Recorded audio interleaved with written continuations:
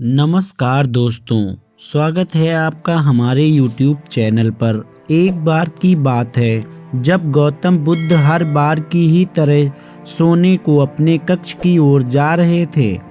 वह जैसे ही कक्ष के अंदर आए, उनके पीछे पीछे उनका शिष्य भी आ गया। बुद्ध अपने सेज पर आकर लेट गए। आल्बक नाम का शिष्य भी आकर सेज के पास बैठ गया और बुद्ध के पांव दबाने लगा। बुद्ध ने कहा, क्या हुआ आल्बक, तुम अभी तक सोए क्यों नहीं? शिष्य आल्बक ने कहा, नहीं, मुझे नींद नहीं आ रही है भंते। एक प्रश्न मेरे दिमाग में लगातार घूमे जा रहा है और यही प्रश्न मुझे सोने ही नहीं दे रहा है। बुद्ध ने कहा, ऐसा कौन सा प्रश्न है जो तुम्हें सोने से रोक रहा है? शिष्य ने कहा, क्या मैं आपसे एक सवाल पूछ सकता हूँ? बुद्ध ने कहा, हाँ बिल्कुल, मन में किसी भी प्रकार का कोई संशय मत रखो। फिर आल्बक ने उत्सुक आवाज में पूछा, गुरुजी, क्या कल रात आपको बहुत अच्छी नींद आई? बुद्ध बोले, हाँ आल्बक, कल रात को मैंने बहुत मीठी नींद ली थी। लेकिन तुम मुझे यह क्यों पूछ रहे हो? आल्बक बोला, आप यह कैसे कह सकते हैं बनते कि कल आप चैन की नींद सोए? मेरा मन जानता है कि कल रात को कितनी ठंड थी। कल रात हड्डी कांपने वाली ठंड थी। मुझे सोने में बहुत कष्ट हुआ था। बुद्ध ने जवाब दिया, हाँ हो सकता है कुमार कि तुम्हें नींद लेने में कष्ट हुआ हो, लेकिन मुझे किसी भी तरह की कोई परेशानी नहीं हुई।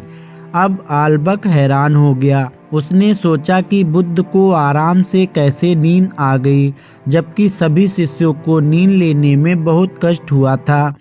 आल्बक ने फिर से एक सवाल किया, भंते आप मुझे एक बात बताओ, आपको चैन की नींद कैसे आ गई? इसका राज क्या है? बुद्ध ने कहा, एक बात एकदम सरल सी है। मैं तुम्हें एक उदाहरण के तौर पर यह बात समझाता हूँ।